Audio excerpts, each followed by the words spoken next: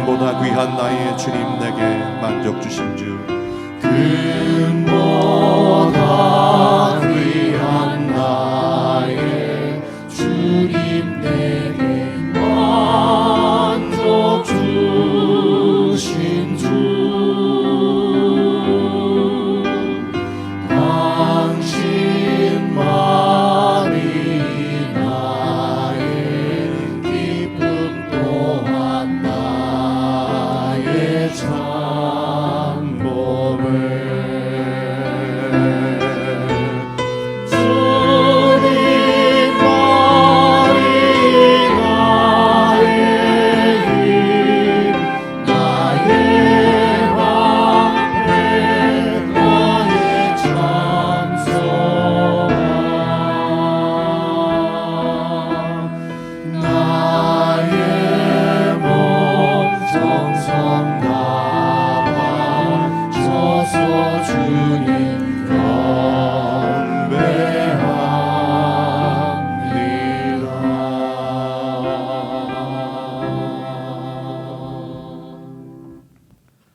사랑하는 형제자매 여러분, 목마른 사슴이 시냇물을 찾아 헤매는 것처럼 참으로 갈급하게 주님을 구하고 주님의 나라를 구하는, 주님의 임재 가운데 거하기를 원하는 이런 마음이 예배의 본질이라고 할 수가 있습니다. 이 시간에도 주님만이 우리의 힘이십니다. 주님만이 나의 소망이십니다. 주님의 임재 가운데 참으로 진실한 예배를 하나님 앞에 드리고자 하는 마음으로, 우리 간절히 기도하는 마음으로 함께 예배로 나아가십시다.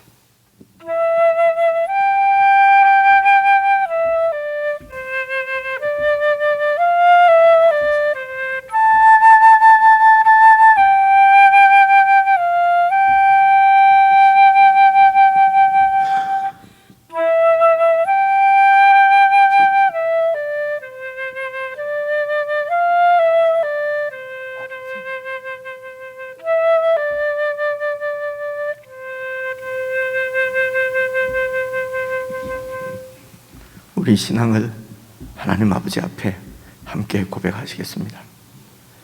전능하사 천지를 만드신 하나님 아버지를 내가 믿사오며 그 외아들 우리 주 예수 그리스도를 믿사오니 이는 성령으로 잉태하사 동정녀 마리아에게 나시고 본디오 빌라도에게 고난을 받으사 십자가에 못 박혀 죽으시고 장사한 지 사흘 만에 죽은 자 가운데서 다시 살아나시며 하늘에 오르사 전능하신 하나님 우편에 앉아 계시다가 저리로서 산자와 죽은 자를 심판하러 오시리라.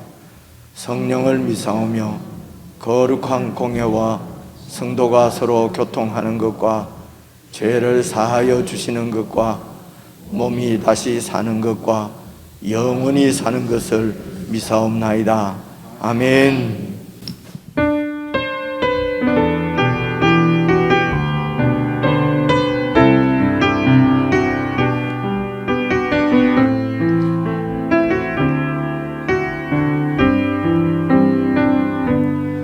내 아버지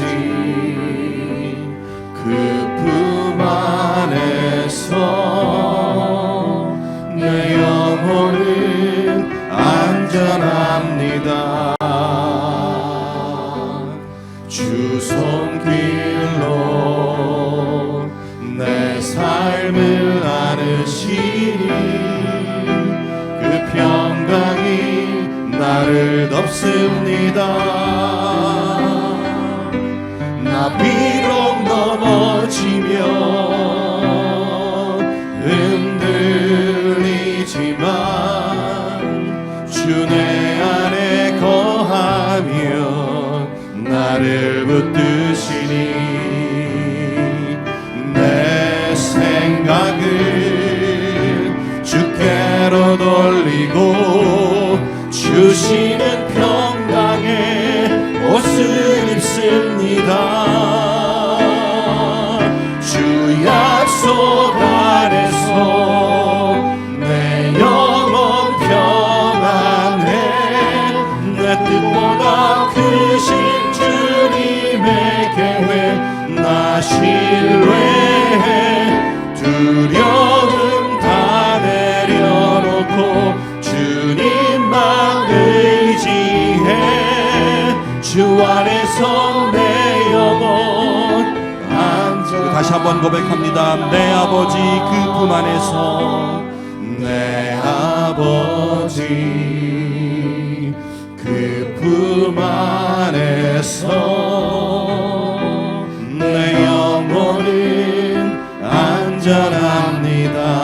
아멘. 주 손길로 주 손길로 내 삶을 아르시니 그 평강이 나를 덮습니다. 나 비록 넘어지며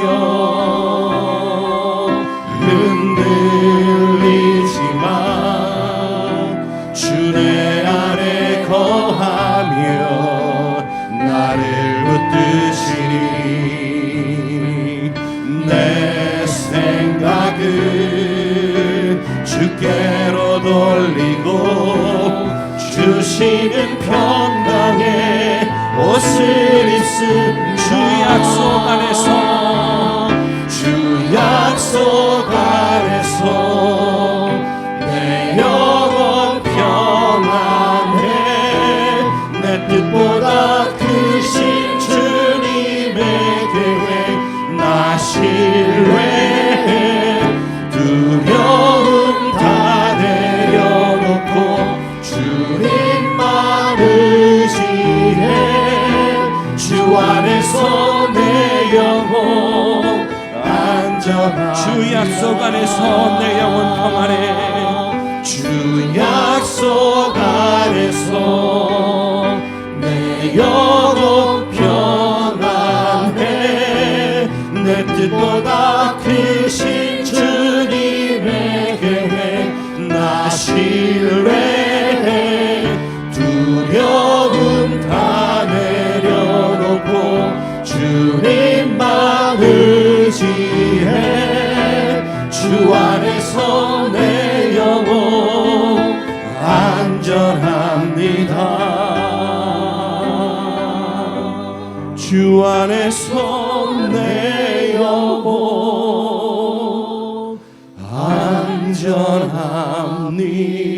안전합니다.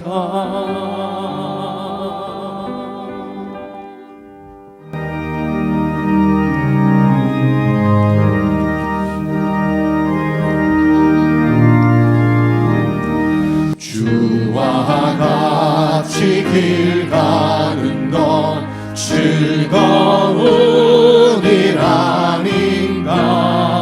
우리 주님 걸어가신 발전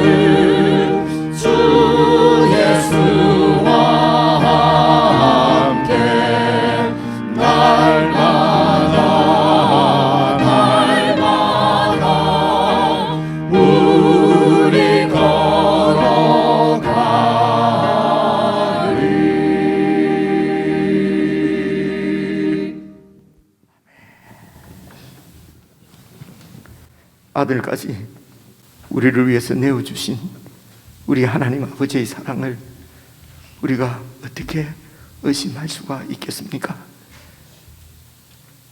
내 뜻보다도 더 크시고 온전하신 주님의 계획, 주님의 뜻을 우리 신뢰하십시다. 그래서 모든 두려움들 다 내려놓고 참으로 주님만 의지하며 주님과 함께하며 주님과 동행하는 저희들이 되게 해주십시오. 우리 하나님 아버지께서 하나님의 아들 예수 그리스도를 우리의 영원한 목자로 우리에게 주셨습니다. 그분의 인도를 받고 그분의 돌봄을 받을 때에 우리 영혼은 참으로 안정과 평안을 이 땅에서도 누릴 수 있을 줄로 믿습니다. 기도하실 때에 주님, 날마다 주님과 동행하는 저희들 되게 해주십시오. 우리 모든 성도들을 목자이신 주님께서 다 살펴주십시오. 한 사람이라도 양이라도 이탈하지 아니하고 주님의 보호와 인도 가운데서 함께 주님의 은혜를 누리는 저희들 되게 해주십시오. 성령 하나님께서 우리 가운데 늘 함께 하시고 이 성령의 충만함을 입을 수 있도록 저희들에게 믿음을 허락해 주십시오. 우리 합심해서 함께 기도하시겠습니다.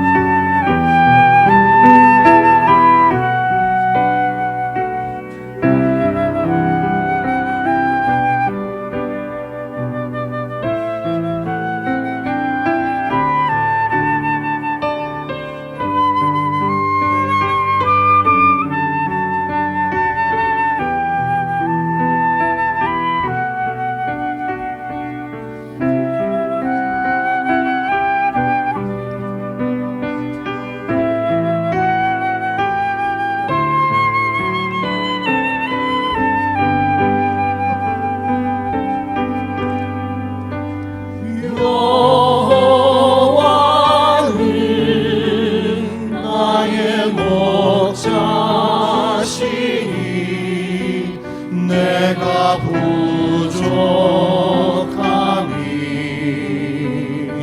없으리로다. 그가 나를 푸른 초장에 누이시며 쉴만한 물가으로 인도하시는 도다. 내 영혼 소생시키시며 자기 이름 위하여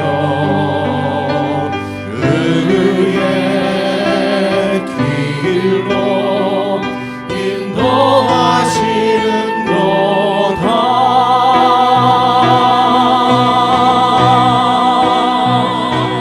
내가 사망의 음침한 골짜기 다닐지라도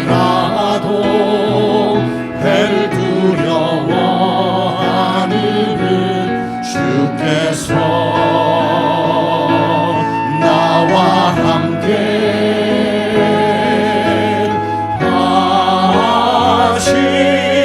하시니라. 나의 평생에 선하심과 인자심이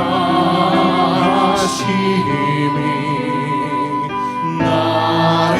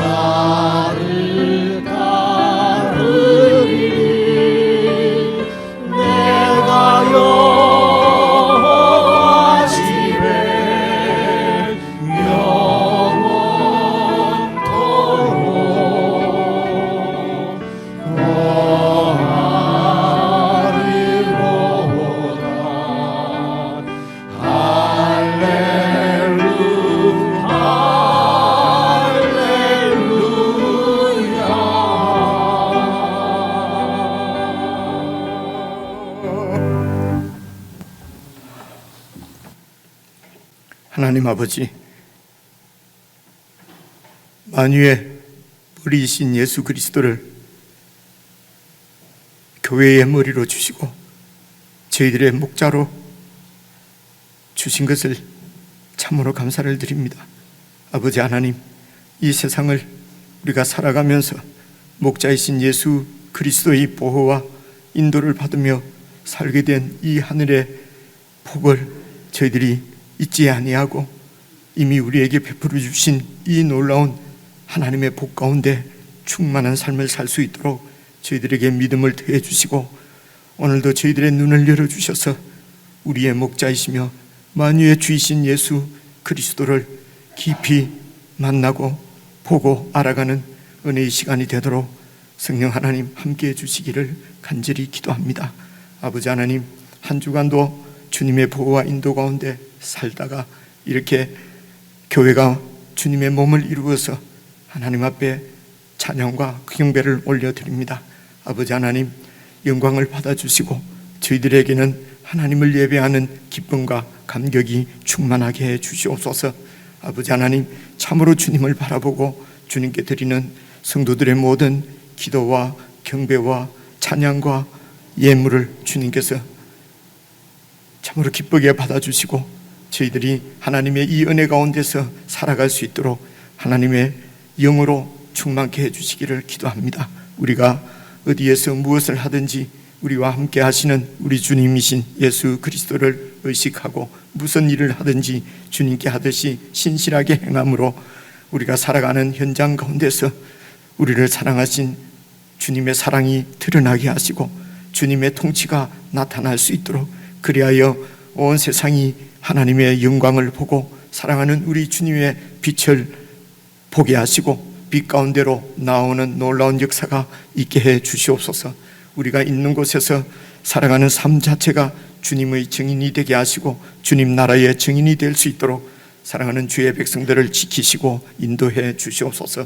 오늘도 저희들에게 주시는 주님의 말씀을 잘 깨닫고 이 말씀 가운데 나타난 주님의 마음을 더욱 우리가 깊이 알아 우리가 살아가는 가정과 또 사회와 직장과 여러 만나는 사람 가운데 이 주님의 뜻이 온전히 드러나고 나타날 수 있도록 주님의 뜻에 붙잡힌, 참으로 주님의 뜻에 헌신된 귀한 하나님의 사람들로 오늘도 새롭게 해주시기를 간절히 원하오고 우리 주 예수 그리스도의 이름으로 기도드리옵나이다. 아멘. 주님 아버지,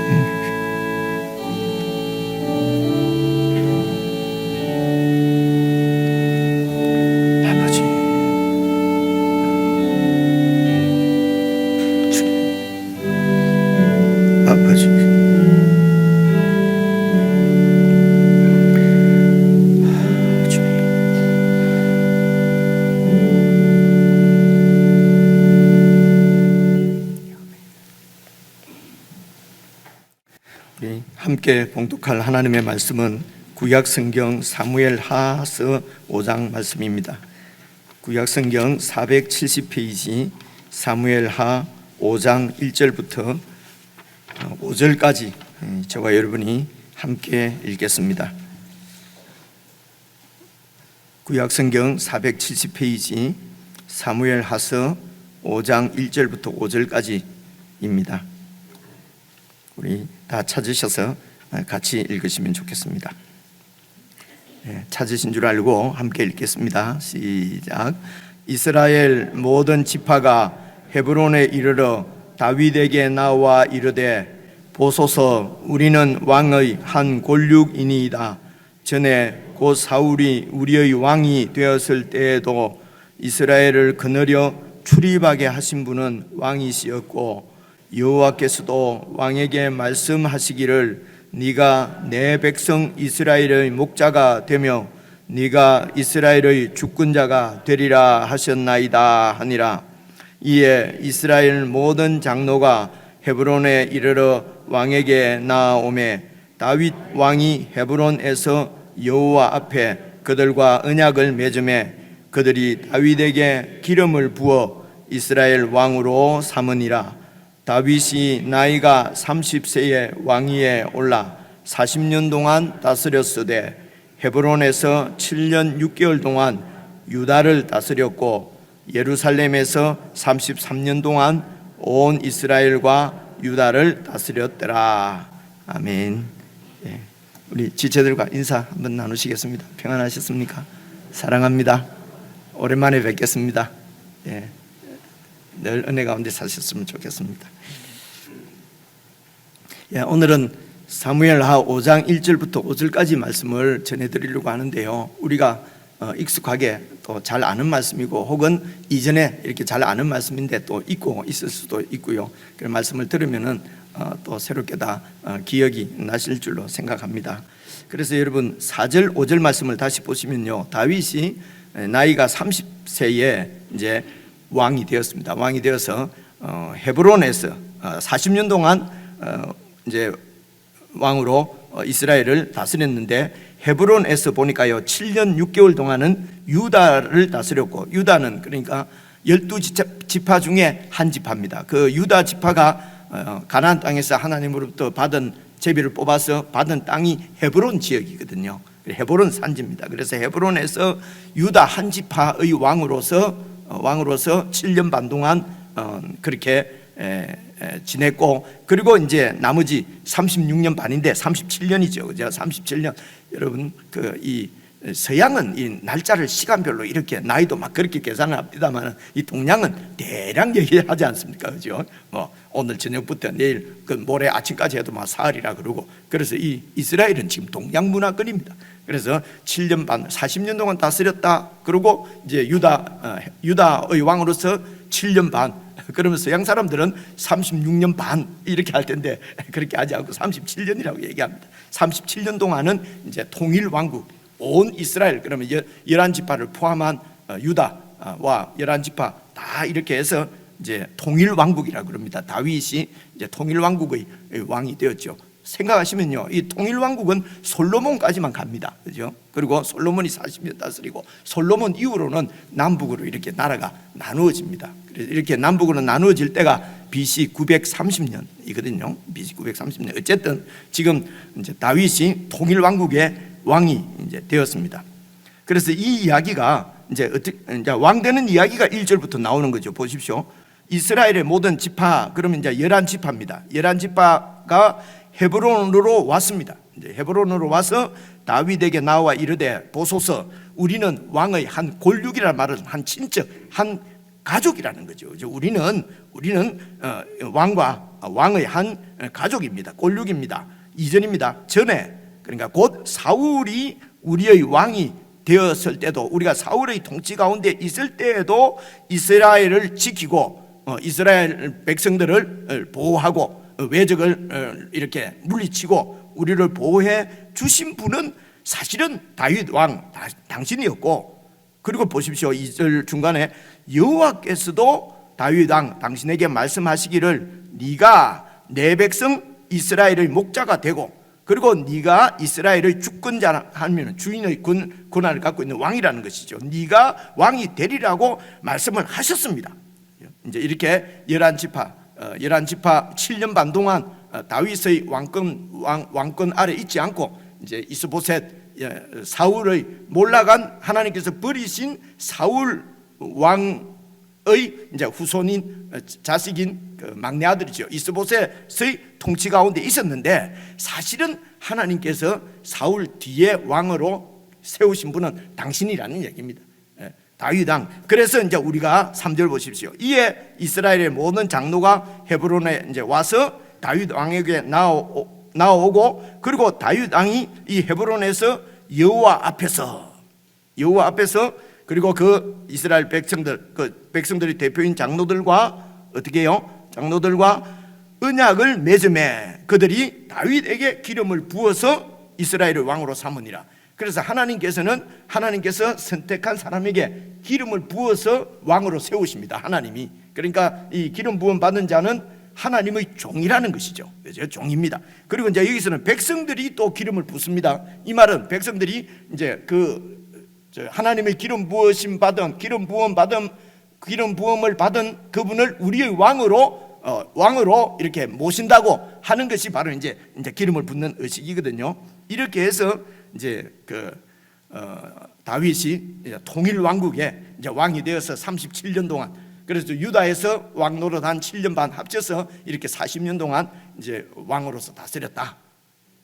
그래서 이런 그 역사 이야기로만 끝나면은 우리하고는 아무런 그 관계가 없을 수도 있지 않습니까, 그죠? 그래서 이 지난 주일날 말씀드린 대로 이 사무엘서도 히브리 성경에서는, 히브리 사람들은 이것을 선지서라고 합니다. 하나님이 이제 그들에게 주시는 하나님의 계시의 말씀으로 그렇게 봤거든요. 그래서 여기에서 하나님의 메시지를 우리가 들을 수 있어야 되는 것입니다. 그래서 제가 설명을 좀 드리려고 하는 것입니다. 제가 무슨 설교해서 무슨 교훈을 여러분들에게 뭐 이렇게 해서 제가 이제는 나이가 좀 들었습니다만은 여러분들한테 무슨 이렇게 교훈 설교를 하겠습니까? 그죠? 하나님 설교하실 수 있는 분은 우리 주님이신 예수 그리스도, 우리의 주인이신 한 분밖에 없다고 생각합니다. 그래서 그분께서 하나님께서 우리에게 하신 설교 말씀을 제가 설명을 드리려고 하는 것입니다. 오늘 이 5장 1절부터 5절까지 해서 우리가 주목해야 될 말씀은 2절에 한번 2절 중간 좀 보십시오. 2절 중간에 보시면은 여호와께서도 왕에게 말씀하시기를 네가 내 백성 이스라엘의 목자가 되리라. 그리고 네가 이스라엘의 주권자가 되리라. 그래서 이스라엘의 왕은, 그죠? 이스라엘의 왕은, 보통 세상 나라의 왕은 그 나라의 주인이 왕입니다. 그런데 이 이스라엘의 주권자, 이스라엘의 왕은 하나님의 백성인 이스라엘의 목자입니다. 그래서 이스라엘 백성들, 이스라엘 나라의 주인은 하나님이십니다. 그래서 하나님이 자기 백성들인 이스라엘 백성들을 위해서 목자를 세우셨습니다. 그래서 그 목자가 바로 이스라엘의 주권자라고 말하는 것입니다. 이게 세상 나라와 하나님의 나라와 이스라엘과 완전히 다른 점이 바로 이 점입니다. 그래서 이스라엘 나라의 왕은, 실제적인 진짜 왕은 하나님이십니다. 여호와 하나님이시고, 그 하나님의 백성들을 목자로서 양을 섬기듯이, 목자가 양을 치듯이 양을 보호하고 그렇게 양을 인도하는 것처럼 하나님의 백성을 목자가 양을 인도하듯이 잘 섬기는 사람이 바로 이스라엘의 주권자 왕이었습니다. 그래서 이 이스라엘의 목자로, 이스라엘의 주권자, 즉 이스라엘 왕으로 다윗보다도 먼저 기름 부음을 받아서 왕이 된 사람이 바로 사울이었습니다. 그런데 이 사울을 여러분들이 잘 아시다시피 하나님께서 버리셨습니다. 이 버리신 이야기를 또 그걸 지금까지 우리가 쭉 묵상한 거니까요, 그 길게 제가 설명을 드릴 수는 없고요. 한 말씀을 보시면요, 이게 사무엘 상에 나오는 이야기거든요. 오늘 우리는 사무엘 하를 지금 제가 설명을 드리고 있고요. 그래서 사무엘 상 16장 1절인데 제가 찾아왔습니다. 보십시오. 여호와께서 사무엘에게 이르시되, 사무엘이 이제 하나님의 명을 받고 사울에게 이렇게 기름을 부어서 첫째 왕으로 세웠기 때문에 사울이 아무래도, 사무엘이 사울에 대한 애착이 있지 않겠습니까? 그죠? 그런데 하나님께서 그 사울을 버리셨습니다. 사무엘이 너무 마음이 아팠어요. 그죠? 그래서 여호와께서 사무엘에게 이르시되, 내가 이미 사울을 버려서 이스라엘 왕이 되지 못하게 했는데, 이때도 여전히 사울은 왕을 하고 있었습니다. 근데 껍데기만 왕이죠. 하나님께서 버리셨습니다. 이스라엘 왕이 되지 못하게 하였는데 네가 그를 위해서 언제까지 슬퍼하겠느냐? 내가 버렸는데 네가 언제까지 슬퍼하겠느냐? 너는 뿔에 기름을 채워가지고 가라. 내가 너를 베들레헴 사람 이새에게로 보내리니, 이새가 다윗의 아버지입니다. 그래서 다윗의 고향이 베들레헴이에요. 감이 좀 잡히시죠, 그죠? 내가 이새에게 보내리니 이는 내가 그의 아들 중에서 한 왕을 보았느니라. 그래서 이 이새의 8째 아들입니다. 막내입니다, 다윗. 이 이새에게는 아들이 8 있었는데 그 중에 가장 막내인 다윗을 하나님께서 다음 왕으로 이미 미리 뽑으셨습니다. 그래서 이제 기름을 부어러 이제 사울 보고 가라고 한 것입니다. 사무엘 상이에요. 하나님께서 사울을 버리신 이유도 한 말씀만 찾아보겠습니다. 사무엘상 16장 바로 앞에 15장에 하나님께서 사울을 버리신 이유를 이렇게 설명하고 있습니다. 사무엘이 이르되, 이제 사울에게 하는 얘기입니다. 왕이 스스로 작게 여길 그때에, 겸손할 때에 하나님 앞에 이스라엘 지파의 머리가 되지 아니하셨습니까? 그때에 이스라엘의 머리 왕이 되지 아니하셨습니까? 여호와께서 왕에게 기름을 부어서 이스라엘 왕을 삼으시고, 그래서 이스라엘을 목자로 삼으시고 이스라엘의 주인은 하나님이시고, 그죠? 이게 신앙의 핵심입니다. 제가 자꾸 이렇게 강조를 하는데요. 18절 보시면요, 또 여호와께서 그래서 왕을 길로 보내시며 이르시기를 가서 죄인 아말렉 사람을 진멸하되 다 없어지기까지 치라 라고 하나님께서 왕에게 명령을 하셨는데, 하나님께서 아말렉을 치라고 명령하신 이유는 아말렉이 이 이스라엘의 원수였어요. 하나님 나라를 대적하는 원수였기 때문에 때가 되어서 하나님께서 이 이스라엘을 보호하시기 위해서 아말렉을 치라는 것입니다. 다 하나도 없어지기까지, 다 없어지기까지, 남지 않고 다 없어지기까지 치라고 하셨는데, 19절 어찌하여 왕이 여호와의 목소리를 청종하지 않고 듣고 그대로 순종하지 않고 탈취하기만 급하여. 그래서 다 진멸하라고 했는데 어찌하여 왕은 이 하나님의 말씀, 하나님의 뜻을 따르지 않고 당신 눈에 보기에 좋은 대로 이거는 없애지 않고 이거는 내 욕심을 채우는 일에만 급급했다는 것입니다. 이것이 바로 여호와께서 악하게 여기시는 일을 하였습니까? 이것이 하나님께서 사울을 버린 이유입니다. 이렇게 하나님의 명령을 사울이 어긴 것은 하나님의 말씀보다도 자기 눈에 보기에 자기 욕망을 따라서 자기 욕심을 채우기 위해서 다 죽이지 않고 자기 것을 이렇게 챙겨 놓은 것이죠. 그리고도 나는 하나님께 순종했다고 계속 그렇게 이렇게 주장하는 것을 우리가 이미 이제 살펴보았습니다. 이렇게 자기 중심적인, 내 중심적인 이기적인 자아, 이것을 이제 신약에서는 옛사람이라고 그러고요. 이런 내 중심적인 이기적인 자아가 바로 죄의 본질입니다. 성경에서 말하는 죄의 본질은 이런 아주 내 중심적인 자아를 죄의 본질이라고 합니다. 얼마나 이 옛사람이요 고집이 센지 모릅니다. 그죠? 얼마나 강한지 몰라요. 하나님께서 사울에게 여러 번 경고를 하셨습니다. 그런데 끝끝내 사울은 하나님께로 돌아오지 않고, 그래서 하나님께로부터 버림을 받고 그저께 여러분 사무엘하 1장에서 보셨지만은 이 블레셋과의 전투에서 사울 왕과 그 세 아들이 다 죽습니다. 그래서 이 사울이 살아 있을 때도 자기 왕자리를 다윗이 넘본다고 그렇게 생각을 했기 때문에 다윗을 계속 죽이려고 했습니다. 그래서 다윗이 이 사울을 피해서 블레셋으로 망명을 갔거든요. 여러분, 정치적인 망명을 하고 있었습니다. 그런데 이제 사울이 전사했다는 얘기를 듣고 이제 사무엘하서 2장, 우리가 얼마 전에 살펴본 사무엘하서 2장 3절 4절을 보시면요, 봐보십시오. 또 다윗이 이제 이 사울이 죽었다는 얘기를 듣고 자기와 함께하는 추종자들과 그리고 다윗의 가족들을 다윗이 다 데리고 이제 올라가서 밑에 이제 블레셋 땅인 시글락에서 이제 살다가 이제 그곳에서 이제 헤브론은 유다 지파, 다윗이 유다 지파거든요. 유다 지파가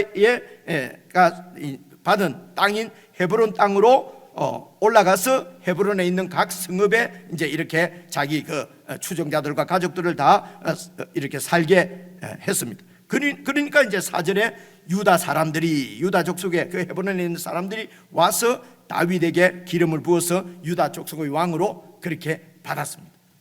그래서 이제 여기서 이제 이렇게 유다 지파의 왕으로서 7년 반을 지냈다는 것입니다. 이제 이 사이에 북쪽의 11지파는 아브넬이라고 하는 장군입니다. 이 영웅이에요. 인간적으로 보면, 세상 나라에서 보면 영웅입니다. 그죠? 이 아브넬이 이 사울 다음으로 하나님께서 세운 왕은 다윗이라는 것을 온 백성들이 다 알고 있었어요. 특별히 이런 대장군으로 이런 높은 지위에 있는 사람이 그것을 모를 리가 없습니다. 알고 있음에도 불구하고 이미 하나님께서 버리신 사울 왕가의 이제 너무 어려서 전쟁에 나가지 않아서 살아남은 아들이 있었어요. 이스보셋이거든요. 그 이스보셋 사울의 막내 아들을 왕으로 딱 세워놓고 그리고 자기가 권세를 휘둘렀어요.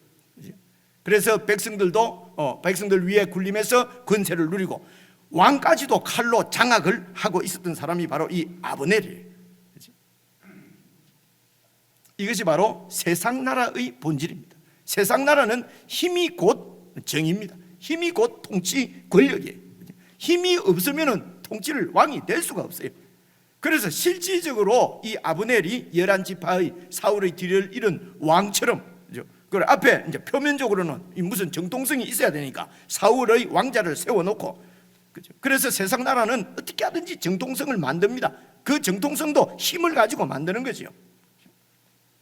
그래서 세워진 나라. 그래서 여러분, 세상 나라는 힘이 본질이다라고 하는 것을 우선 잘 체크를 해 놓으시고요. 다윗은 이제 사울 다음 왕으로 하나님이 예선한 사람이, 미리 선택한 사람이 자기니까, 그죠? 이제 사울이 죽었기 때문에, 그리고 죽었기 때문에 백성들도 다 아는 사실이고, 그러면은 이제 이렇게 자기의 왕권, 사울 다음의 왕은 나라고 하는 자기의 왕권을 주장하면서 추종자들을 모아서 이런 아브넬과 전쟁을 벌일 수 있지요. 그리고 그렇게 되면은 하나님 나라의 그 왕의 이 대적자로서, 반역자로서 아브넬과 전투를 하고, 그렇게 해서 힘으로 이렇게 그 나라를 통일하는 것이 하나님의 뜻이라고 생각할 수도 있습니다. 되게 그렇게 생각합니다. 그죠? 하나님의 뜻은 나를 왕으로 세웠다. 그래서 지금 아브넬이 이 하나님의 통치에, 하나님의 통치에 지금 반역하는 거지 않습니까? 그러면 힘으로 저를 이렇게 물리치는 것이, 처리하는 것이 하나님의 뜻이라고 되게 그렇게 지금도 그렇게 생각합니다. 그래서 힘으로 이겨야 된다고 생각하는 것이죠. 그런데 다윗은 하나님께서 나를 기름 부어서 하나님의 종으로 세우셨으니 하나님의 나라를 그 주인이신 하나님께서 주실 때까지, 자기에게 맡기실 때까지 기다리는 것입니다. 그래서 신앙을, 보통 믿음은 기다립니다. 인내하는 것이다, 이렇게 보통 표현을 합니다. 그래서 7년 반 동안 12지파 중에 한 지파, 12분의 1의 왕으로서 여러분 7년 반 동안 지냅니다. 그 사이에 얼마나 유혹이 많았겠습니까? 그죠? 그 북쪽에 있는 아브넬이 통치하는 이스보셋의 나라는 계속해서 이렇게 여러분 정치적으로 안정이 되질 않았습니다. 그럴 때는 치면은 바로 이길 수가 있지 않습니까? 그런데도 끝까지 기다립니다. 그래서 7년 반 동안 한 지파의 왕 노릇을 신실하게 합니다. 여러분, 이스라엘의 왕은 어떤 것입니까? 바로 백성들을 섬기는 목자였어요. 그렇죠? 그 목자 일을, 한 지파를 섬기는 일을 신실하게 했다는 것입니다. 여러분, 하나님의 종은 내가 얼마나 많이 키우느냐, 얼마나 크게 만드느냐 하는 것은 내 욕심입니다. 바로 인간적인 영웅이죠. 그래서 하나님의 종은 하나님께서 한 달란트를 맡기면 한 달란트, 두 달란트를 맡기면 두 달란트, 5달란트를 맡기시면 5달란트에 충실하게, 신실하게 행하는 것입니다. 여러분 잘 아시는 달란트 비유 알지 않습니까? 그죠? 한 달란트든 두 달란트든 5달란트든 10달란트든 관계없습니다. 신실하게 그 일에 주인의 것을 가지고 신실하게 행한 이런 종들은 예수님께서 다 착하고 충성된 종아 똑같이 이렇게 상을 주시는 것을 우리가 잘 알고 있습니다.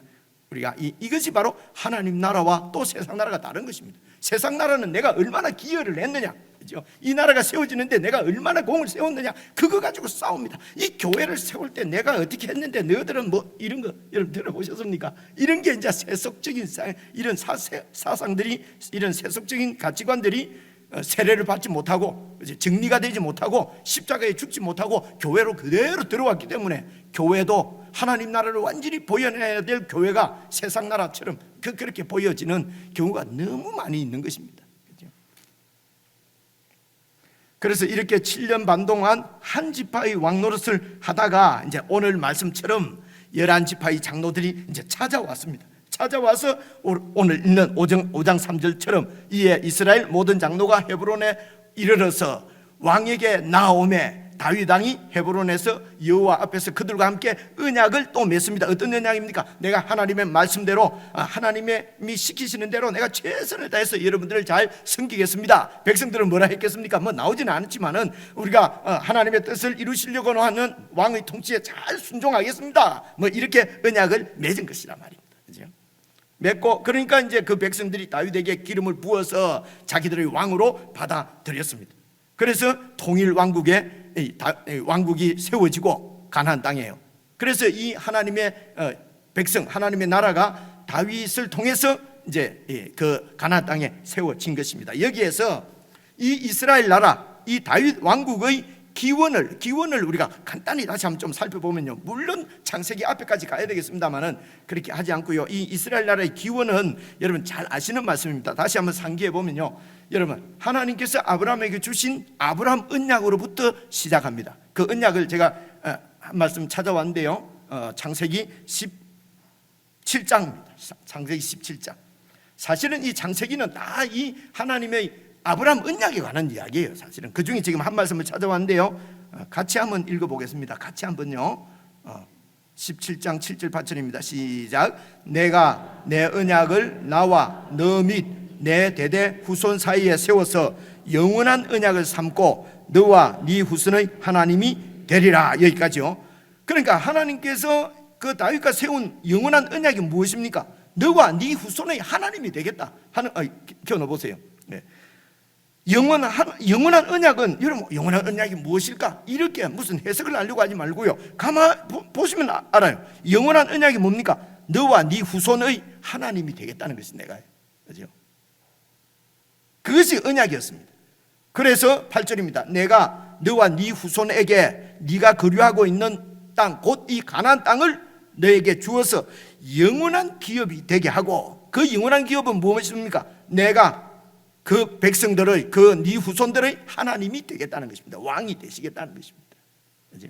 이게 아브라함 언약입니다. 하나님께서 영원한 하나님 나라를 아브라함의 후손들을 통해서 이루시겠다는 것입니다.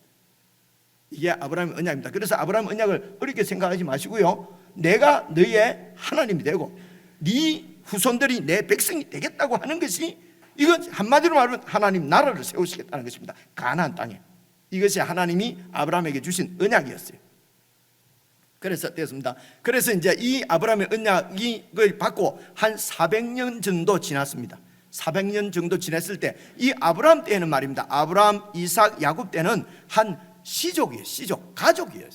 그래서 그 당시에 아브라함이나 이삭이나 야곱을 족장이라고 그러거든요. 가족의 족장이란 말입니다.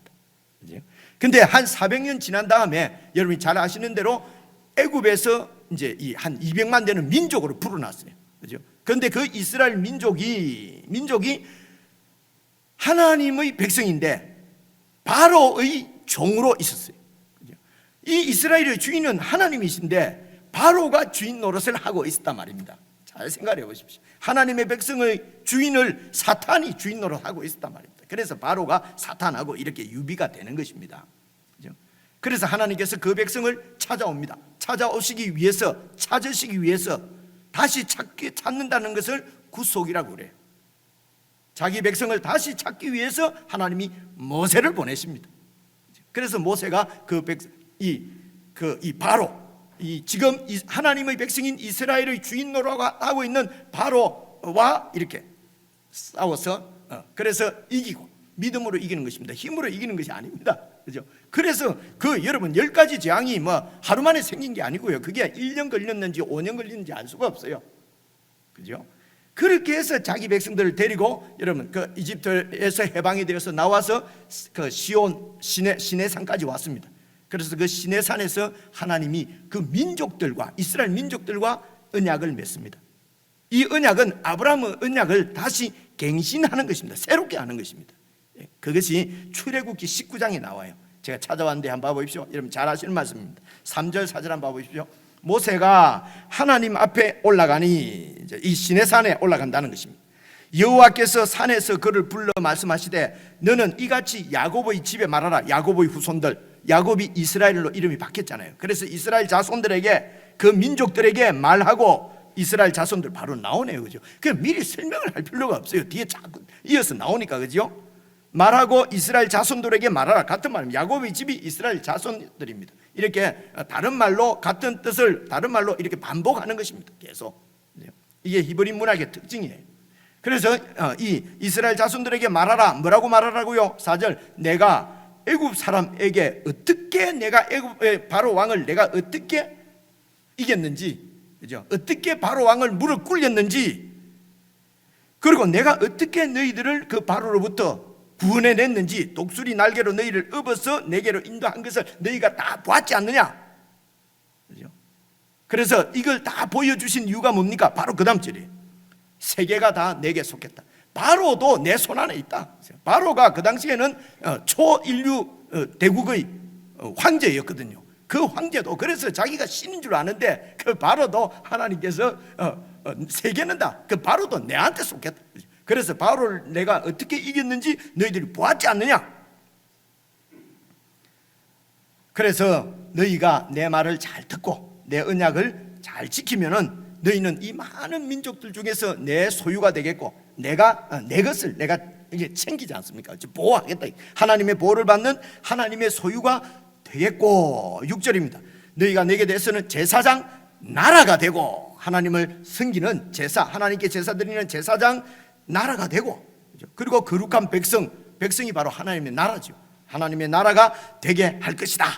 그러니까 아브라함에게 한 언약을 이룰 것이다. 그래서 너희를 아브라함에게 약속하신 대로 가나안 땅으로 데리고 가서 가나안 땅에서 내가 너희들의 하나님이 되어주겠다. 그래서 내 말대로 할 거냐 말 거냐 가서 물어보라는 것입니다. 이것을 모세 언약이라고 합니다. 시내산에서 이루어졌다고 해서 시내산 언약이라고도 얘기를 합니다. 됐습니다. 예. 그래서 이 모세를 통해서 하나님이 말씀을 전달하니까 백성들이 그렇게 하겠습니다 라고 해서 언약이 맺어졌어요. 그 언약서가 십계명입니다. 그리고 그 십계명을 세분화하면은 그 주신 율법입니다. 20장부터 여러분 그 출애굽기 40장까지 그리고 레위기에 나오는 것이 바로 언약서거든요. 그래서 이렇게 이제 하나님과 다시 언약을 갱신하고 그래서 모세가 이 이스라엘 백성들을 데리고 여러분 그 가나안 땅 앞에까지 가서 모세는 죽고 모세의 후계자인 여호수아가 이 백성들을 데리고 가나안 땅을 정복합니다. 들어갑니다. 그렇죠? 그리고 들어가서 거기에서 이제 하나님께서 사사를 세우셔서 그 백성들의 왕은 하나님이셨습니다. 그런데 사사를 세워서 한 300년 이상 사사들이 통치하는 시대를 거쳐서 그리고 또 이제 그래서 출애굽한 이후에 한 400년이 지난 거죠, 그죠? 아브라함에게 언약한 이후로는 한 1000년 정도 지난 다음에 그때에 이제 다윗 때에 다윗 왕국이 세워지는 것입니다. 이제 나라가 세워진 것이죠. 그래서 이 다윗 왕국은 하나님의 나라입니다. 다윗이 주인이 아닙니다. 하나님께서 아브라함에게 주신 언약을 이제 다윗 때에 이루셨습니다. 그런데 이 사실을 잘 알고 있는 사람이 다윗이었어요. 이 나라는 내가 주인이 아니다.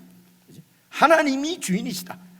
이 사실을 잘 알고 그래서 하나님께서 주인이신 이 하나님의 통치에 신실하게 반응을 했기 때문에 그래서 이 다윗 왕이 이제 아주 이상적인 왕 하나님께서 이런 내 마음에 합한 자다. 그래서 다윗을 하나님이 자기 마음에 합한 자라고 하는 것은 여러분 그 뭐 도덕적으로도 뭐 여러 가지 윤리적으로 좀 문제가 있었지 않습니까, 그죠?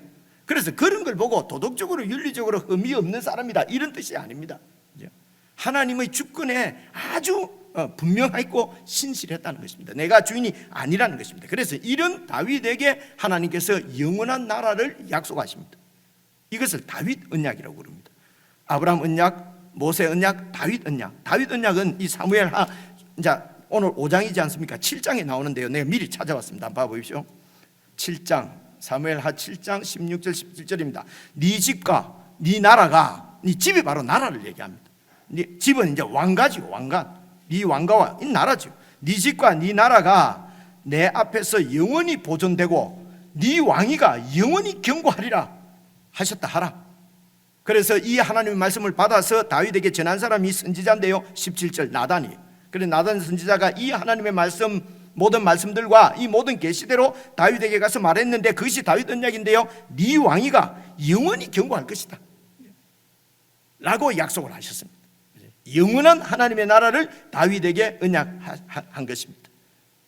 그런데 이 하나님의 약속을 언약 위에 세워진 다윗 왕국이 말입니다. 불과 100년 못 갔어요. 한 80년 지난 후에 남과 북으로 쪼개집니다. 이게 BC 930년에 이제 북쪽 이스라엘 사실 이제 11지파인데 10지파입니다. 10지파고 11지파 중에 한 지파는 시몬 지파는 유다의 그 바운다리가 아니고 유다의 지경 안에 포함되어 있었어요. 그래서 이제 이 유다와 북쪽에 있는 열 지파가 와 이렇게 쪼개집니다. 그래서 이렇게 남과 북으로 이렇게 쪼개지는 이것은 말입니다. 원래 그 다윗 시대 때부터 통일 왕국 되기 전부터 남과 북으로 쪼개져 있었습니다. 사울의 왕가와 다윗의 왕가가 이렇게, 그죠? 그러니까 이 베냐민, 지금 이 유다와 경계를 하고 있는 지파가 베냐민 지파입니다. 사울이 베냐민 지파의 왕이었어요. 베냐민 지파에 속해. 이 이제 남과 북이 계속 싸웠거든요. 물론 나중에 이제 이 베냐민 지파에 있던 이런 센 힘이, 그러니까 중심이 나중에는 에브라임 지파로 넘어갑니다. 에브라임은 바로 이 요셉의 작은 아들이거든요. 요셉이 아주 이스라엘에 끼친 영향이 컸잖아요, 그죠? 그러니까 어쨌든 이 하나님의 나라인데도 이 세상에 살고 있으니까 이 세상의 어떤 가치관에 그대로 물이 드는 거예요. 그럼 누가 제일 세냐? 요셉이 우리에게 어떤 사람이냐? 그래서 요셉의 이제 원래 므낫세가 형인데 하나님이 에브라임에게 이제 이렇게 그 축복, 이삭이 축복을 야곱이 축복을 하거든요. 그래서 에브라임이 큰 지파가 됩니다. 그 중심이, 그래서 북쪽 이스라엘은 부르기를 에브라임이라고 불러요. 이스라엘이라고 하기도 하고 에브라임이라고 하기도 하고, 남쪽 유다는 이제 유다 나라는 이제 유다 지파니까 유다라고 그러거든요. 남과 북이 이렇게 쪼개집니다. 이전부터 그런 조짐이 있었는데 다윗이 통일을 했습니다. 근데 불과 80년 정도 지난 다음에 이 나라가 다시 또 쪼개졌습니다. 이렇게 쪼개지는 이유가 뭡니까? 죄 때문입니다. 이 문제, 죄 때문입니다. 죄가 무엇입니까? 죄의 본질은 내 중심적인, 이기적인 내 욕망, 욕심을 따라 살아가는 내 옛사람이 죄의 본질입니다. 죄 때문에 하나님의 나라가 쪼개지는 것입니다. 그렇죠? 이런 죄성을 잘 이용해서 그렇게 하나님으로부터도 진짜 이렇게 갈라놓고, 그죠? 그 하나님 백성들 사이를 이 안에서 갈라놓는 그 악한 어둠의 영이 바로 사탄인 것입니다. 그죠? 여러분, 이 영적인 이런 여러 가지 일들을 다 아시는 일인데 제가 정리를 해드리는 것이죠, 그죠? 죄 때문에 남과 북이 또 하나님의 나라가 쪼개진 것입니다. 그래서 북쪽에 있는 이스라엘은 한 200년 있다가 여러분 대제국인 아수르에게 멸망합니다. 그리고 그 이후로부터 한 135년 정도 유다만 근근히 살아남았다가 유다도 결국은 바벨론에게 멸망합니다. 왜 아수르에게 멸망 안 합니까? 아수르는 이미 바벨론에게 멸망했어요. 세상 제국은요, 누가 힘이 세느냐? 바벨론이 다 아수르도 치고 해서 천하를 통일했습니다. 그렇게 해서 그 힘을 가지고 유다도 멸망시킵니다. 이게 BC 586년입니다. 586년에 다윗 왕국은 멸망당한 것입니다. 그리고 그 왕국의 많은 이 사람들이 바벨론으로 포로로 잡혀갔습니다. 여러분, 이 이스라엘이 하나님이 나라인데 멸망한 이유가 무엇입니까? 하나님께서 열방에게 내어주셨기 때문에 그렇습니다. 그들의 주인이시고 왕이신 하나님을 믿지 않고, 하나님을 신뢰하지 않고 우상을 숭배하고 강대국을 의지했어요. 하나님을 의지해야 되는데, 하나님이 그들의 왕이기 때문에, 그들의 하나님이기 때문에 하나님을 의지해야 되는데 문제가 하나님이 보이지 않는다는 것입니다. 하나님은 말씀밖에 없다는 것입니다. 이 하나님을 믿지 못하고 눈에 보이는 강대국 아수르를 믿었고요, 그리고 바벨론을 신뢰했어요. 그래서 결국 이 북쪽 이스라엘과 남쪽 유다가 다 그들이 신뢰하던 강대국 아수르에게 멸망하고 바벨론에게 멸망한 것입니다. 하나님께서 그들에게 내주시는 것이죠. 참 아이러니죠. 이렇게 해서 이스라엘 백성들이 포로로 많이 잡혀가 있는데 그 포로들에게 무슨 소망이 있겠어요? 그죠? 우리가 일제의 이런 그 강점기에도 이렇게 그냥 우리 민족들은 여기 살고 있었기 때문에 해방이라도 되지요. 근데 이 민족들이 다 잡혀서, 한국 민족이 다 잡혀서 막 다 세계로 흩어지면 여기에 나라가 다시 생길 수가 있겠습니까? 이스라엘 백성들은 쓸만한 사람들은 전부 바벨론으로 포로로 다 잡혀온 거예요. 더 이상 가나안 땅에 세워진 하나님 나라에 대한 소망이 끊어진 것입니다. 소망이 없습니다, 더 이상. 그렇죠? 이럴 때에 이 이스라엘 백성들에게 하나님의 말씀을 전한 하나님의 선지자가 에스겔이었습니다. 에스겔. 그렇죠? 예, 이런 이름이 익숙하지 않으면요, 설교 듣고 나서도 막 어려워서 무슨 말인지 모르겠다. 제가 지금 말씀드리는 게 어렵습니까? 전혀 안 어렵지 않습니까? 그죠? 근데 어렵게 느껴지는 이유가 아브넬, 무슨 이스보셋, 이거 어렵다. 도대체 있어 뭐라고 그랬지? 여러분 이름은 몰라도 됩니다. 몰라도 되고 몇 년도 586년이나 586년이 68년인가 사실은 잘 몰라도 됩니다. 스토리만 잘 이어서 한번 가보십시오. 자, 그 듣다 보면 이제 저도 뭐 여러분들 설교하려고 이렇게 뭐 외워왔겠습니까? 우리 머리에는 외워지지가 않지 않습니까? 그죠? 자꾸 보다 보니까 그냥 알아지는 것이죠. 그죠? 그래서 에스겔이 이제 그 포로민들, 소망 없는 포로민들에게 말씀을 전하는데 그게 에스겔서입니다. 긴데요, 제가 한 두 곳만 찾아왔는데 에스겔서 34장 보십시오. 34장 22절 23절입니다. 하나님께서 에스겔에게 주셔서 에스겔이 포로민들에게 전하는 말씀입니다. 그러므로 하나님께서 말씀하시기를 내가 내 양떼를 구원해서 그들로 다시는 노략거리가 이렇게 막 이방들에게 잡혀가고 이렇게 안 되도록 다시는 노략거리가 되지 아니하게 하고, 그리고 양과 양 사이에도 내가 심판할 것이다. 양들도 서로 힘 있는 양이 힘 없는 양을 짓밟고 이랬거든요. 제사장이나 뭐 이런 서기관이나 이런 힘 있는 양들이 자기들이 주인인 것처럼 다른 이스라엘 백성들을 막 이렇게 굴림하고 억압하고, 그래서 양과 양 사이에도 내가 심판할 것이다. 어떻게 심판합니까? 23절 내가 한 목자를 그들 위에 세워서, 그죠? 내가 내 양들을 구원하는데 어떻게 하느냐? 한 목자를 세워서 먹이게 하리니 그 목자는 누구냐? 내 종 다윗이다. 다윗은 이미 죽었잖아요. 끝났잖아요. 그죠? 400년 전에 500년 전에. 그런데 내 종 다윗이라. 그 다윗이 그들을 먹이고 그들의 목자가 되게 할 것이다. 여러분 아시는 대로 바로 이 다윗의 후손으로 오시는 기름 부음 받은 자 메시아 그리스도 예수님을 말씀하시는 것입니다. 하나님의 아들을 이 땅에 보내서, 사람으로 보내서, 다윗의 후손으로 보내서 그 아들을 통해서 그 이스라엘 백성들, 자기 백성들을 모으고 그 백성들이 목자가 되게 하겠다는 것입니다. 그래서 이제 35장, 6장, 37장에 보시면은요 이렇게 되어 있어요. 내 종 다윗이 그들의 왕이 되리니, 지금 이제 나라를 잃어버리고 완전히 멸망하고 지금 포로로 잡혀와 있는 이스라엘 백성들에게 다윗이 그들의 왕이 되리니 그들 모두에게 이제는 한 목자가 있을 것이다. 이때까지는요 이스라엘의 목자는 따로 있고 유다의 왕도 따로 있고, 그렇죠? 이렇게 한 몸을 이루지 못했어요. 한 공동체를 이루지 못했어요. 그들은 다 아브라함의 같은 이스라엘 야곱의 한 형제들이었어요. 12지파 12형제였어요. 그런데 이렇게 쪼개져서 두 목자가 있었는데 이제는 보십시오. 그들 모두에게 한 목자가 있을 것이라. 그래서 그들이 내 규례를 준수하고 내 언약의 율례는 바로 이스라엘 백성과 맺은 언약이지요. 그 언약을 지켜 행하며 내가 내 종 야곱에게 준 땅, 곧 그의 조상들이 거주하던 가나안 땅에 그들이 거주하되 그들과 그들의 자사 손손이 영원히 그 가나안 땅에 거주하게 될 것이요 내 종 다윗이 영원히 그들의 왕이 되리라. 됐습니다. 여러분 보셨죠? 그래서 이 땅은, 가나안 땅은 하나님이 영원히 이스라엘 백성들에게 주신 것이다. 그래서 지금도 그저 하나님의 뜻은 뭐냐? 저 땅을 회복해야 된다. 이스라엘 백성들이 그 땅을 회복하는 것이 하나님의 뜻이다.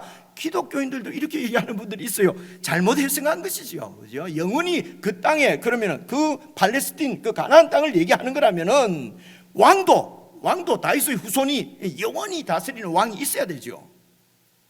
그렇잖아요. 그죠? 그래서 이 지금 영원한 왕은 바로 하나님께서 보내시는 하나님의 메시아, 하나님이 기름 부음 받아서 세우신, 하나님께서 이스라엘 백성들의 역사를 통해서 보여주신 하나님의 뜻은 하나님의 아들을 메시아로 세워서 온 민족이다, 모든 민족들 가운데 이 하나님의 양들은 예수 그리스도 안에서 다 모아서 예수 그리스도의 한 목자이신 예수 그리스도의 통치 안에 있는 영적인 영원한 하나님의 나라를 세우시겠다는 것입니다. 이것은 혈통적으로 이스라엘을 뛰어넘어서 모든 열방과 민족들이 예수 그리스도를 목자로 그 예수 그리스도의 통치 안에 있는 모든 양들을 하나님의 양들이라고 말씀하는 것입니다. 그래서 이것이 바로 영원한 나라입니다. 이 영원한 나라를 하나님의 뜻이죠. 이게 하나님의 진리입니다. 이 하나님의 진리를 성취하시기 위해서 예수 그리스도께서, 하나님의 아들 예수 그리스도께서 다윗의 후손으로 이 땅에 오셨습니다. 이 사실을 설명하는 것이 여러분 신약 성경 마태복음 1장 1절입니다. 1장 1절을 보시면은 아브라함과 다윗의 자손 예수 그리스도의 족보다. 예수님은 아브라함과 다윗의 후손이다. 여러분, 아브라함 언약을 성취할 하나님의 메시아, 다윗에게 주신 영원한 왕국의 그 하나님의 뜻을 이루실 하나님의 아들 메시아.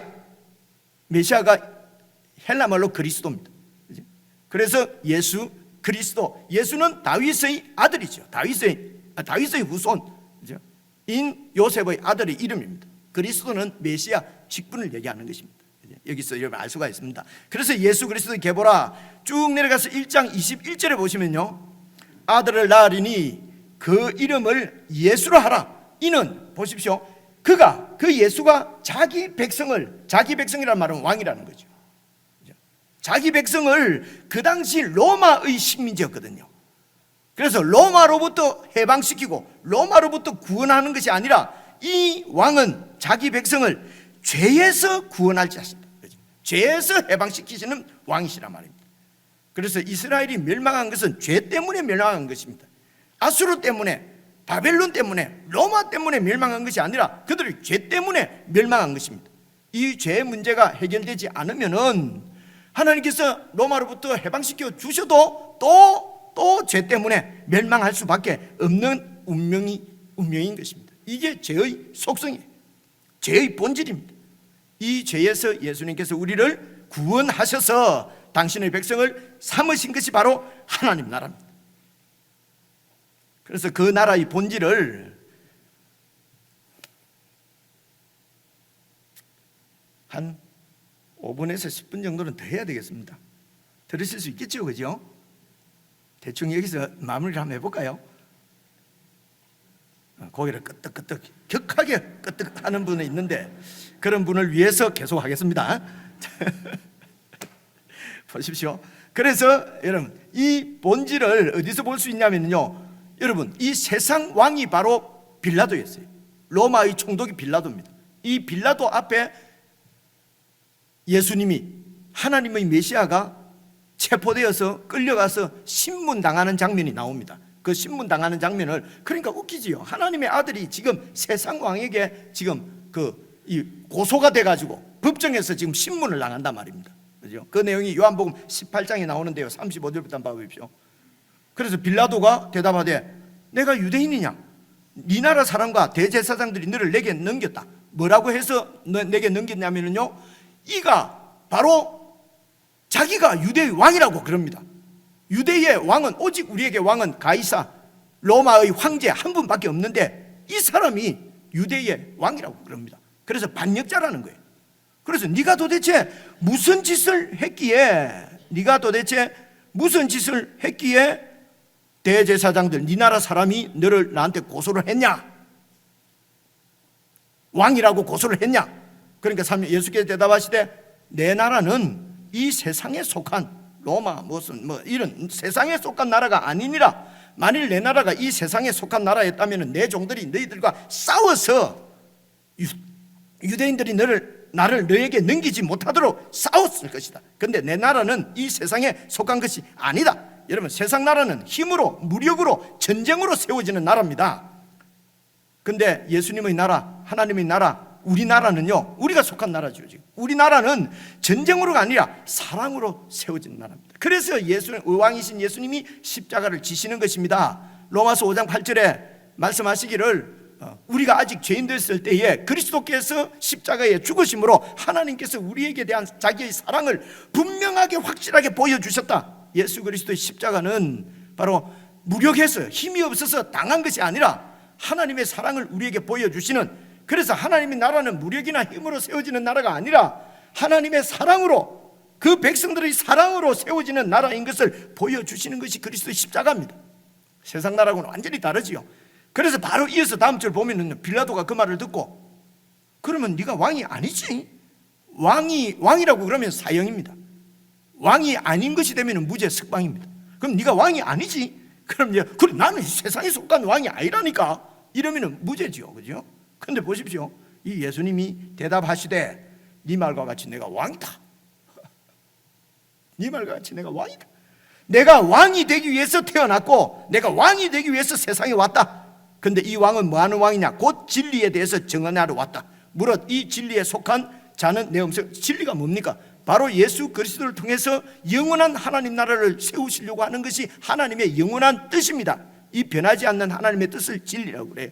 이 세상을 짓기 전부터, 창조하시기 이전부터 갖고 계셨던 하나님의 뜻이 나타난 것입니다. 그것이 바로 예수 그리스도를 통해서 온 세상을 통일시키고 하나님의 나라를 세우시는 것이었어요. 그래서 이 진리를 아는 자들, 진리 안에 있는 자는 내 음성을 듣는다. 38절. 빌라도가 이르다 진리가 뭐야? 이 말을 하고 좀 들었으면 되는데 들어도 못 알아듣겠지만 그냥 유대인들에게 나가서 뭐라고 그러는가? 나는 그에게서 아무런 죄도 찾지 못하겠다. 그에게서 무슨 왕 반역죄를 찾을 수 없다는 말입니다. 반역죄를. 무슨 뭐 빌라도가 무슨 윤리적인 도덕적인 죄가 있냐 없냐가 아니고요, 반역죄입니다. 지금 고소한 죄, 너희들이 고소한 그 죄에 대한 그 죄목에 대한 죄를 찾을 수가 없다. 그래서 이 하나님의 진리 뜻을 이루었습니다. 진리 뜻을 이루시기 위해서 육신의 몸을 입고 다윗의 후손으로 오셔야 되니까요. 육신의 몸을 입고 오셔서 육신의 몸을 가지고 죽으시고 부활하실 때는 영으로 부활하신 것입니다. 그래서 만물의 영원한 주인이 되신 것입니다. 그래서 이 일을 이제 제자들에게 가르치는 말씀이 마태복음 16장에 나와요. 보십시오. 16장 21절. 이때는 베드로가 주는 그리스도시요 살아계신 하나님의 아들입니다 라고 고백을 했어요. 이 고백을 들으시고 예수님께서 비로소 그리스도께서 자기가 예루살렘에 올라가 장로들과 대제사장들과 서기관들에게 체포당하고 많은 고난을 받고 결국에는 이방인에게 로마에 넘겨져서 죽임을 당하고 제3일에 다시 살아나야만 영원한 왕이 될 수 있는 것이죠. 살아나야 될 것을 제자들에게 비로소 계시하시니, 나타내시니, 가르치시니 베드로가, 그 다음 절 보세요. 베드로가 예수를 붙잡고 항변합니다. 꾸짖습니다. 그러지 마십시오. 그런 일은 결코 일어날 수 없습니다. 지금 왕이 되셔야 되는데 죽으면 끝이지 않습니까? 그죠? 그래서 이 베드로를 향해서 예수님께서 이렇게 말씀하십니다. 예수께서 돌이키시며 베드로에게 이르시되 사탄아 내 뒤로 물러가라. 사탄아 내 뒤로, 아니죠, 사탄아 내 뒤로 물러가라. 그죠? 그 앞에는 막 얼마나 칭찬받았는지 모릅니다. 베드로가 고백을 잘해가지고 바로 사탄아 내 뒤로 물러가라. 이유가 뭡니까? 너는 나를 넘어지게 하는 자로다. 왜요? 네가 하나님의 일을 생각하지 아니하고 도리어 사람의 일을 생각하는도다. 여러분, 사울이 실패한 것도 하나님의 일, 하나님 나라의 일을 생각지 않고 사람의 일, 자기 자신의 권세를 지키는 일에만 붙잡혀서 하나님께서 기름 부으신 다윗을 죽이는 일에 온 마음을 쏟았던 것입니다. 결과적으로 하나님을 대적한 것이죠. 여러분, 아브넬도 보십시오. 하나님께서 다윗을 이스라엘로 세우신 것을, 이스라엘의 왕으로 세우신 것을 알면서도 자기의 권세를, 기득권을 놓지를 못해서 자기 왕국을 세우기 위해서 이스보셋을 왕으로 세우고 그렇게 결과적으로는 하나님의 대적자가 되어버린 것입니다. 여러분, 이 아브넬을 죽인 요압이 나오잖아요, 그죠? 이 요압도 하나님 나라를 세우시려고 하는 이 다윗의 뜻을 거역하고 아브넬을 죽인 것은 사적인 복수 때문에 그랬어요. 아브넬이 자기 동생을 죽였거든요. 개인적인 복수를 행했습니다. 이런 하나님이 아니라, 나라가 아니라 내 나라, 자기 중심적인 이기적인 욕심에 붙들린 죄 가운데서 예수님께서 우리를 해방시키시고 구원하셔서 이 일을 위해서 십자가에 죽으시고 우리 자아를 죽이시고 옛사람을 죽이시고 부활하실 때 우리도 영으로 같이 부활시키셔서 당신의 백성을 삼으시고 목자처럼 이제 당신의 백성을 섬겨주시고 인도하시고 하시는 그 하나님의 아들 그리스도, 하나님의 종, 우리의 목자, 그분이 바로 예수 그리스도십니다. 이 이야기가 여러분 요한복음 10장에 나와요. 보십시오. 나는 선한 목자라. 나는 내 양을 알고 양도 나를 아는 것이 아버지께서 나를 아시고 내가 아버지를 아는 것처럼 나는 양을 위하여 목숨을 버리노라. 다 이 목자들이 전부 자기 이속만 차렸는데 이 예수님은 진정한 하나님의 목자로 오셔서 양을 위해서 목숨을 버리는 거라. 또 이 우리에 지금 들어오지 않고 있는 다른 양들도 내게 있다. 그래서 내가 그 양들도 인도해야 할 터이니 그들도 내 음성을 듣고 한 무리가 되어서 한 목자, 나에게 에스겔을 통해서 주신 하나님의 계시의 말씀이 예수 그리스도에게서 이루어진 것을 여러분 볼 수 있을 것입니다. 진정한 됐습니다. 그리스도인의 삶은 바로 이 영원한 왕이시고 우리의 영원한 목자이신 예수 그리스도의 양육과 보호와 인도를 잘 받으며 사는 삶입니다. 사는 것이 바로 그것이 우리 그리스도인들의 진정한 삶입니다. 내가 주인이 되어서 성공과 내 출세와 내 부귀와 내 영화를 위해서 내 중심적으로 사는 삶, 이 삶이 얼마나 허망하고 헛된가를 깨닫고 말씀을 통해서 깨닫고 그 삶들을 버리고 영원한 하나님의 영원한 진리이신 예수 그리스도, 그분을 머리로 하는 그분의 몸을 세워서 영광을 받으시려고 하는 그 하나님의 뜻을 깨닫고 그 뜻에 붙들려서 사는 사람, 멋있지 않습니까? 그 사람을 잃은 사람이라고 그래요. 예수님께서는 마태복음입니다. 6장 그런즉 너희는 먼저 그의 나라와 그의 의를 구하라. 그리하면 이 모든 것을 너희에게 줄 것이다. 그러므로 내일 일을 위해서 염려하지 마라. 내일 어떤 일입니까? 내 중심적인 나의 안락한 내 성공, 내 출세, 내 부유함, 그죠? 이런 것을 위해서 염려하지 마라. 그것은 하나님이 매일매일 채워주신다. 한날의 괴로움은 그날로 족하고 너희는 먼저 그의 나라와 의를 구하라. 그리하면 이 땅에뿐만 아니라 하늘에 이래 영원한 평강과 복을 너희에게 주시겠다고 하는 예수 그리스도의 약속이십니다. 여러분, 이런 하나님의 뜻, 하나님의 목적, 이 하나님의 나라에 초점을 맞추고 예수님 안에서 교회와 함께 하나님의 이 영광스러운 이 하나님의 영광을 함께 충만히 누리는 저와 여러분 다 될 수 있기를 주의 이름으로 축원합니다. 기도하겠습니다. 하나님 아버지, 놀라운 하나님의 진리의 말씀을 저희들에게 계시해 주시고 보게 하시고 깨닫게 하시고 믿게 하시고 헌신하게 하신 은혜를 참으로 감사를 드립니다.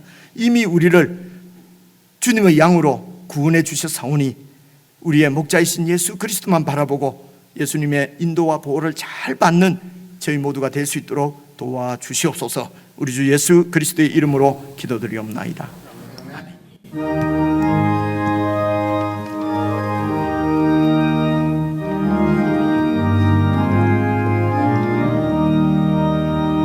선한 목자 되신 우리 주 항상 인도하시고 푸른 풀밭 좋은 곳에서 우리 먹여주소서. 선한 목자 구세 주여 항상 인도하소서. 선한 목자 구세 주여 항상 인도하소서. 흠이 많고 약한 우리를 용납하여 주시고 주의 넓고 크신 은혜로 자유 얻게 하셨네. 선한 목자 구세 주여 지금 나아갑니다. 선한 목자 구세 주여 지금 나아갑니다. 일찍 주의 뜻을 따라서 살아가게 하시고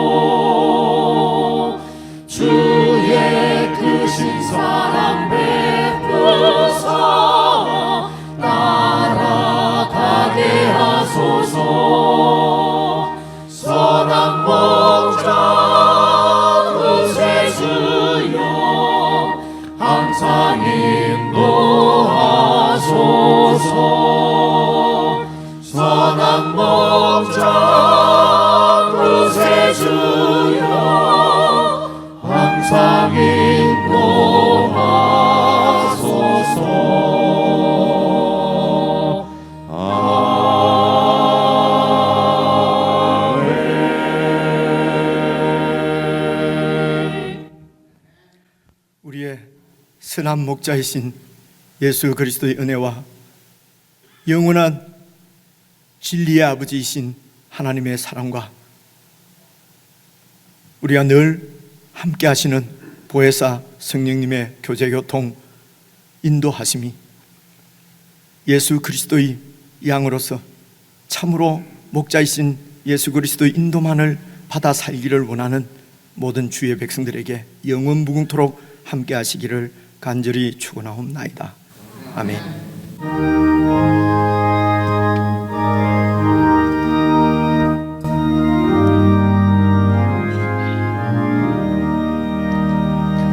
선한 목자 되신 우리 주 항상 인도하시고 푸른 풀밭 좋은 곳에서 우리 먹여주소서.